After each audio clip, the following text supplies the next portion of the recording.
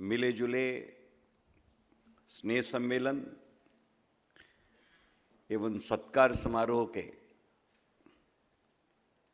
परम आदरणीय अध्यक्ष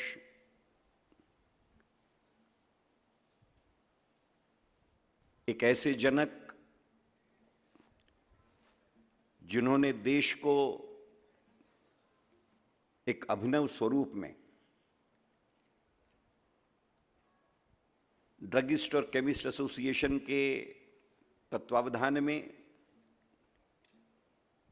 अविरत सेवाओं का एक व्रतस्थ जीवन जिन्होंने बिताया,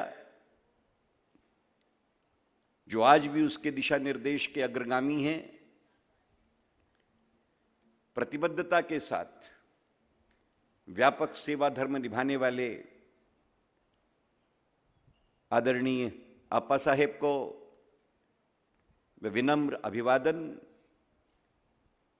और नमस्कार करता हूं।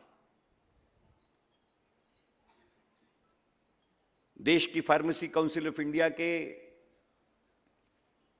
अब तक के इतिहास में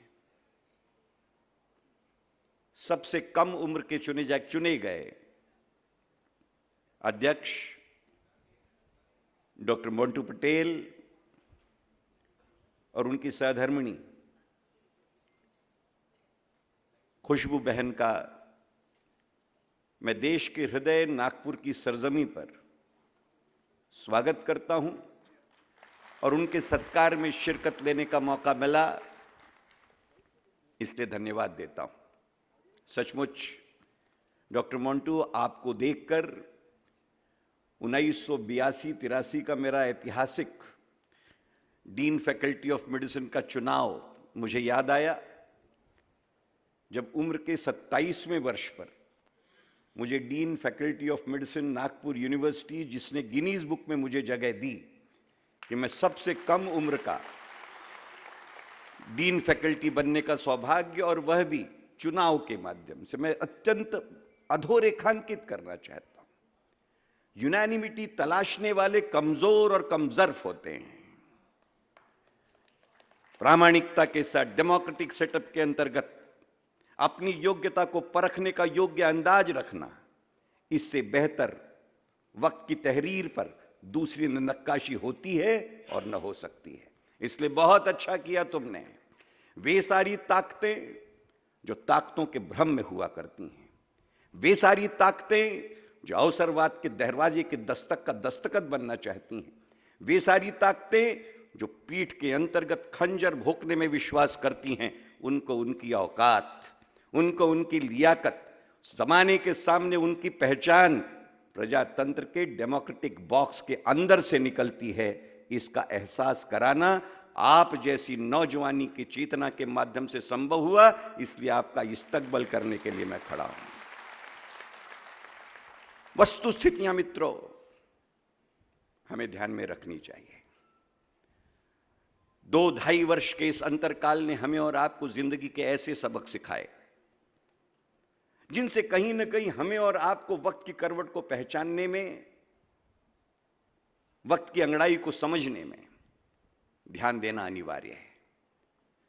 आज मुझे सबसे अधिक इस बात का आनंद है आपा साहब कि आप सारा परिवार एकत्रित होकर फार्मेसी काउंसिल के अध्यक्ष का सत्कार करने के लिए जमा है, और उसके लिए आपने नागपुर चुना। देश के हृदय के अंतर्गत अगर एकता और एकात्मता का भाव होगा तो हृदय से होने वाले एकता का रक्त का संचार पूरे देश को एक रूपता में बांधने की ताकत रखता है। यह आपके स्नेहित समायोजन का आधार है। आप स्नेह सम्मेलन मनाना चाहते हैं। एकता ही स्नेह का प्रतीक है, एकजुटता ही स्नेह का प्रतीक है। स्नेह सम्मेलन का तात्पर्य केवल दिखावा नहीं है। स्नेह सम्मेलन का तात्पर्य केवल लिप सिंपथी नहीं है। स्नेह सम्मेलन का तात्पर्य केवल दिखावे के तौर के ऊपर में एक दूसरे के साथ गलबाहें डाल करके आलिंगन देने को स्नेह सम्मेलन नहीं कहा करते। सामाजिक जीवन की धरोहर प्रेम है, पारिवारिक जीवन का आधार स्नेह है, सुख दुख के अंतर्गत जीने मरने के संकल्पों की चेतना स्नेह के साथ आधारित है। इंसानी जिंदगी स्वार्थ की फितरत के साथ पैदा होती है, उसके साथ चलती है और उसके साथ उसे सांसारिकता में चलना पड़ता है। मेडिकल साइंस का विद्यार्थी होने के नाते आपा साहेब जिंदगी भर पढ़ता रहा और पढ़ाता रहा कि कांटा जिसके पैर में चुभता है दर्द उसी को होता है।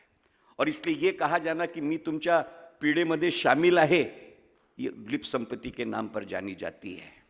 जिसके पैर में कांटा चुभा, दर्द उसका, कांटा उसके पैर में, रिसेप्टर उसका, इफेक्टर उसका, स्पाइनोथैलेमिक ट्रैक्ट उसकी, इंटरप्रिटेशन उसका, दर्द उसको। आप दर्द में कैसे शामिल हो गए?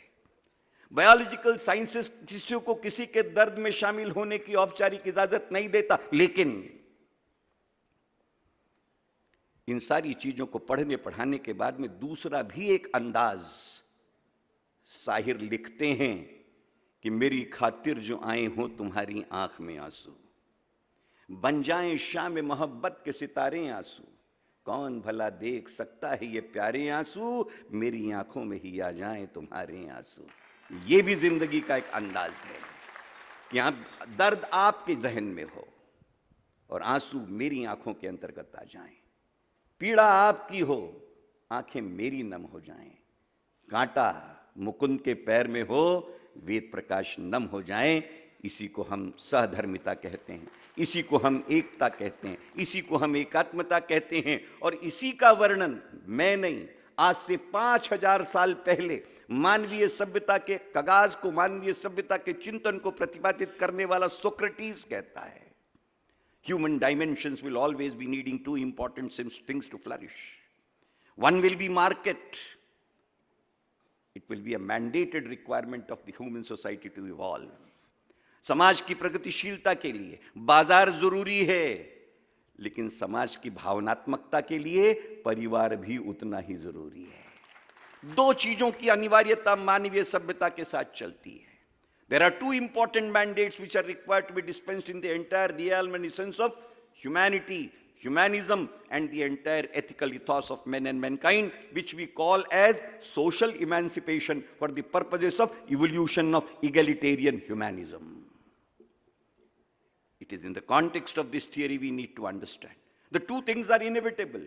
हम ये मान करके चले कि सारा परिवार के सहारे ही चीजें चल जाएंगी, समाज नहीं चल सकता। समाज को चलाने के लिए बाजार भी आवश्यक है और समाज की भावनात्मक आवश्यकता परिवार भी उतना ही जरूरी है। परंतु दोनों के बीच के अंतर को समझकर, दोनों की दूरियों के अंतर को जानकर, तटस्थता के साथ उन्हें पाट कर मिला करके चलाना, यही आपा साहब जैसे लोगों का काम है। बाजार और परिवार का एकत्रीकरण आवश्यक है, परंतु दोनों के अंतर को समझना होगा। What is the basic difference between the two? दोनों भी एकत्रीकरण है, दोनों भी सामूहिकता के प्रतीक है। बाजार भी एकत्रीकरण है और परिवार तो एकत्रीकरण है ही, पर बुनियादी फर्क कौन सा है? बुनियादी फर्क को अगर हम समझ लेते हैं तो निश्चित तौर के ऊपर में इन दोनों की तटस्थता के स्वरूपों का निर्धारण करना अत्यंत आसान हो जाता है। बाजार वह स्थिति है जहां पर क्रय और विक्रय होता है, जहां पर लेन और देन होता है। बाजार के अंतर्गत हम जाएं और वहां पर चीजों को खरीदने के बाद कहें कि मेरे भाई, मैं प्यार भरी मुस्कान तुझे देता हूं, उसके एवज में तू सामान मुझे दे दे। ये बाजार के साथ नाइंसाफी है और इसलिए बाजार दिल के सहारे नहीं चल सकता, बाजार बिल के सहारे चलता है। बुनियादी स्वरूप अगर बाजार का हमें समझना हो तो एक बात समझ लेनी चाहिए, और हम जानते हैं बाजार दिल के सहारे न चल सकते हैं, बाजार दिल के सहारे न चलाए जा सकते हैं, और अगर दिल के सहारे बाजार चलाए गए तो वे बाजार हो ही नहीं सकते, वे बाजार रह ही नहीं जाएंगे। और इसीलिए कहा जाता है कि बाजार दिल के सहारे नहीं, बाजार बिल के सहारे चलते हैं। What's the operational meaning of it? दिल और बिल के बीच का अंतर क्या है? मतलब यह है कि बाजार यूटिलिटी के साथ चलते हैं, बाजार यूटिलिटी के आधार पर चलता है, कीमतें यूटिलिटी के आधार पर चलती हैं। It is the core essence of utility which governs the price, it is the value of the contours which is going to determine the price, it is the priceability which ultimately is governed by the principle of utility. परंतु ठीक इसके विपरीत एक ऐसा वातावरण होता है where the concept of utility is converted into concept of futility. जब कंसेप्ट ऑफ फ्यूटिलिटी में बदल जाता है, बाजार नहीं परिवार का निर्माण हो जाता है, जहां पर यूटिलिटी के सहारे रिश्ते नहीं देखे जाते, जहां पर भावनात्मकता के सहारे बातें होती हैं। आप कल्पना करें, सोच करके देखें, परिवार की निर्मिति कैसे है। अगर परिवार की निर्मिति बाजार के आधार पर होती तो नवजात शिशु को अतीव प्रसव पीड़ा के बाद जन्म देने वाली मां अपने उस बालक के रोने के बाद तुरंत सवाल करती कि वेल माय चाइल्ड, अब तुझे स्तनपान उतना ही कराया जाएगा जिस प्रपोर्शन में तू आने वाले समय में मेरी सिक्योरिटी के लिए एमओयू साइन कर दे।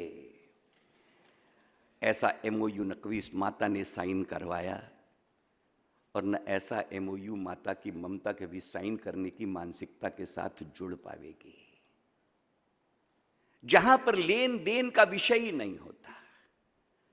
इस सारी वस्तुस्थिति के अंतर्गत मुझे याद आती है लज्जा सर्ग जयशंकर प्रसाद की वो निश्चित तौर पर पंक्तियां, जहां वो लेन देन के इस व्यवहार को एक ऐसे दृष्टिकोण के अंतर्गत रच देते हैं कि इस अर्पण में कुछ और नहीं केवल उत्सर्ग छलकता है। इस अर्पण में कुछ और नहीं केवल उत्सर्ग छलकता है। मैं दे डालूं फिर कुछ ना लूं, इतना ही सरल छलकता है। जहां पर भाव देने का होता है, लेने का भाव नहीं होता, मित्रों वहीं पर परिवार उपस्थित हो जाता है, वही परिवार होता है। It's not in terms of the proportion of the utility. नवजात शिशु माता की किस यूटिलिटी का होगा ये कोई नहीं जानता, but without any expectations in terms of any returns and without any evaluation and assessment of any quotient of utility of that newborn child, ममता का उंडेला जाने वाला स्वर और सागर उस बच्चे के लालन पोषण का आधार बन जाता है। और यही कारण होता है कि वह अबोध बच्चा जिस गोद में पल जाता है वही उसकी माता हो जाती है। जन्मदायिनी देवकी और लालन पालन करने वाली यशोदा कृष्ण के लिए यशोदा भी मां बन जाती है। कृष्ण देवकी तक को नहीं जानते। यह उस अनपेक्षित भाव के साथ परिवार की नींव है। स्नेह सम्मेलन परिवार का होता है, स्नेह सम्मेलन बाजार का नहीं हो सकता। मैं एक निवेदन में आपसे करने आया हूं। आज आप जिस भावनात्मकता के साथ यहां पर बैठे हैं और इस भावनात्मकता को पिरोने के लिए परिवार भी अपने आप में निश्चित तौर पर उसके लिए आवश्यक है कि केंद्र का तंबू ऊंचा होना चाहिए, बड़ा होना चाहिए, बृहत होना चाहिए, विशाल होना चाहिए, उदार होना चाहिए, असीम होना चाहिए। मला सांगण्यात आलं आहे की मागील जवळपास 28 वर्षापासून आपण या परिवाराचे प्रमुख आहात। परिवाराचा प्रमुख 28 वर्ष किंवा 3 दशक, 3 दशक म्हणजे 2 पिढ्या। या 2 पिढ्यांचं नेतृत्व आपण ज्या सामर्थ्यानं केलं, ज्या उदारतेनं केलं, ज्या सहृदतेने केलं आणि ज्या पद्धतीनं या पूर्ण परिवाराला आपण एकता आणि एकजुट्याच्या स्वरूपात बांधून ठेवलं, याच्यात त्यांची जितकी उदारता आहे तितकंच तुमच्या मनाचं मोठेपण आहे। परिवार मनाच्या मोठेपणाशिवाय टिकू शकत नाही आणि जे जर टिकत आहेत तर कुणीतरी उदार मतानं, कोणीतरी आपलं मन मोठं करून सगळ्या गोष्टी त्याच्यात समाहित करून सुख आणि दुःख याच्यात सामील होण्याची एक नुसती आपुलकी नसून तर त्याच्यात बांधिलकीचा भाव ठेवून जेव्हा त्या गोष्टी जपल्या जातात मित्रांनो, तेव्हा परिवार नुसते बांधले जात नाही तर ते टिकाऊ होतात आणि ते परिवार टिकाऊ होतात म्हणून ते कधीही बिकाऊ होत नाही। ही जी सामयिकता है, ये जो संदर्भ है, ये जो औचित्य है, आप उस स्नेह सम्मेलन के अंतर्गत एकत्रित हैं। और इसलिए स्नेह अपने आप में एक ऐसा उदार भाव है जिस उदार भाव के अंतर्गत बांधने की क्षमता है। प्रेम जोड़ता है, प्रेम कभी तोड़ता नहीं। यही प्रेम का सबसे बड़ा उद्गार है। और इसलिए आज आप चाहे केमिस्ट हों, चाहे आप ड्रगिस्ट हों, चाहे आप फार्मासिस्ट हों, चाहे आप एकेडमिक से हों, चाहे आप प्रोफेशन में हों, चाहे आप ट्रेड में हों, चाहे आप कॉमर्स में हों, ये जीवन जीने की अलग अलग विधाओं का स्वरूप हो सकता है। पर जिस तरीके से कहा जाता है कि सत्यम एकम, एकम सत्यम विप्रम बहुधा वदंती, सत्य एक होता है, विप्र अपने अपने ज्ञानी अपने अपने दृष्टिकोण से उसे देख करके उसका वर्णन करते हैं। हमारे स्वरूप अलग होंगे, हमारे चिंतन अलग होंगे, हमारे प्रारूप अलग होंगे, लेकिन छत्र छाया एक रूप में एकजुटता के साथ जब हम खड़े होते हैं तब वो हमारा परिवार हो जाता है। और इस परिवार का जैसे एक परिवार प्रमुख आपा साहेब हैं, ठीक ऐसा ही एक रेगुलेटरी परिवार है जिसे हम फार्मेसी काउंसिल ऑफ इंडिया कहते हैं। और इसलिए फार्मेसी काउंसिल ऑफ इंडिया का अध्यक्ष भी एक प्रोफेशन के बड़े परिवार का प्रमुख होता है। और परिवार के प्रमुख को बहुत अच्छा, ये बहुत सुनहरा मौका है कि जब मोंटू जी ने इस देश के फार्मेसी के परिवार प्रमुख की जिम्मेदारी कम उम्र में ली। मराठी के एक बहुत बड़े साहित्यकार मोंटू पुल देशपांडे हैं, उन्होंने एक जगह लिखा था कि जमाना इस कदर बदल गया और इस कदर बदलता जा रहा है, जीवन के मूल्य सामाजिक जीवन के अंतर्गत इस तरीके से चरमरा करके टूट रहे हैं कि अब समाज के अंतर्गत अगर ये देखा जाए, मराठी का उच्चार अगर मैं करूं तो पुलं कहते हैं की आता शोधावं लागतं की ती पाय कुठे आहेत ज्यांच्यावरती डोकं ठेवू शकतो, किंबहुना ती हातं कुठे आहेत ज्यांना घेऊन मी आशीर्वाद घेऊ शकतो।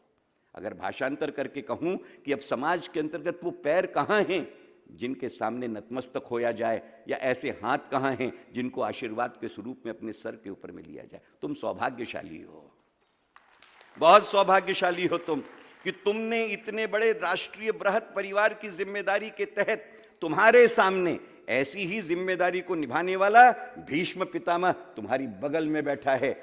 ऐसा परिवार का निर्णायक आधार आपा साहब के रूप में एक रोल परिवार कैसे चलाया जाए, उसे एकत्रित कैसे रखा जाए, समस्याओं के निदानों के साथ कैसे जूझा जाए, मार्ग कैसे प्रशस्त किए जाए। और मार्ग केवल प्रशस्ति नहीं, प्रशस्ति पत्र के लिए मार्ग प्रशस्त नहीं किए जाते, प्रतिबद्धता के लिए मार्ग प्रशस्त किए जाते हैं। प्रशस्ति पत्र के लिए वे तलाशते हैं जो दिन के अंतर्गत अपनी वफाएं गिरवी रखते हैं और शाम को उस गिरवी होने की कीमत ले लिया करते हैं। ऐसे लोगों से सावधान रहने में ही भलाई हुआ करती है। और इसलिए आपके पास अनुकरणीय रोल मॉडल है।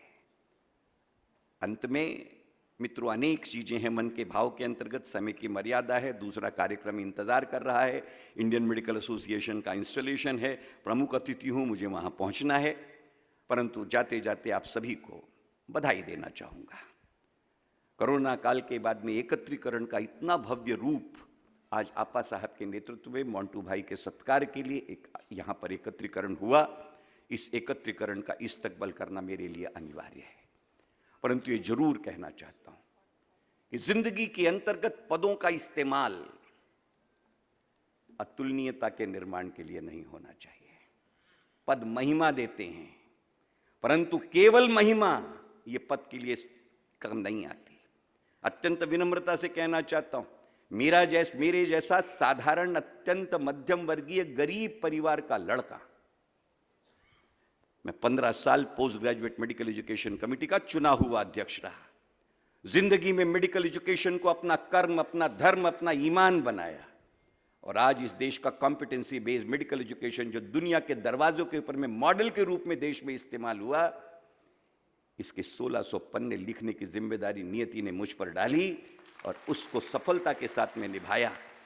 इसलिए नहीं मित्रों कि मैं किसी अट्टहास के साथ बता रहा हूं।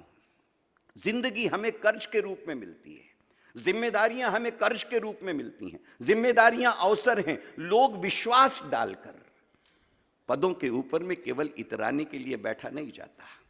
और पदों को प्राप्त करने के लिए जमीर को गिरवी रखने वालों, इस नागपुर की जमीन से कह रहा हूं, आवाज अगर जाती हो तो सुन लो। पीठ पर खंजीर भोंक करके जो लोग उन्नयन के आधार पर बढ़ना चाहते हैं, वे कमजोर होते हैं, कमजर्फ होते हैं, एहसान फरामोश होते हैं। अपने गिरेबान में झांक करके देखें, क्रेडिबल नहीं होते। क्रेडिबिलिटी के नाम के ऊपर में बदगुमानी का एक धब्बा होते हैं। इससे बेहतर पद महिमा देते हैं, पद विजिबिलिटी देते हैं, पर पद जो महिमा देते हैं मोंटू भाई, पद महिमा देने वाले पद को हमारी कृति से हमने गरिमा देनी चाहिए। यहां पर भी एक निश्चित तौर पर लेन देन है। पद हमें विजिबिलिटी देता है, पद हमें पहचान देता है, पद हमें व्यापकता देता है और इसलिए नीति शास्त्र कहता है कि पद महिमा देता है। पर पद जब महिमा देता है तो उसके एवज में क्या लौटाया जाना चाहिए? उसे गरिमा देनी चाहिए। और इसलिए पद महिमा जो देता है उसे जब गरिमा लौटा दी जाती है तब मित्रों पदासीन होने वाला केवल अतुलनीय नहीं रहता। अगर हम ये मान करके चलें कि माझा सारखं मीच एक, अरे हो तेरे सारखा तू ही दगाबाज, परंतु फिर भी वह अतुलनीयता है। मैन्युपुलेशन के आधार के ऊपर में अपनी अपनी ढिंडोरे पीटने वालों, अतुलनीयता जिंदगी का गमक नहीं है। अगर अतुलनीयता गमक होता तो निश्चित तौर के ऊपर में सिकंदर जब दफना दिया गया तो उसने एक ही इल्तिजा की थी कि मेरे इस हाथ को कब्र के बाहर रखा जाए, ताकि दुनिया ये समझ सके कि वो सिकंदर जो दुनिया को जीतने के लिए आया था, जब यहां से गया उसके हाथ खाली थे।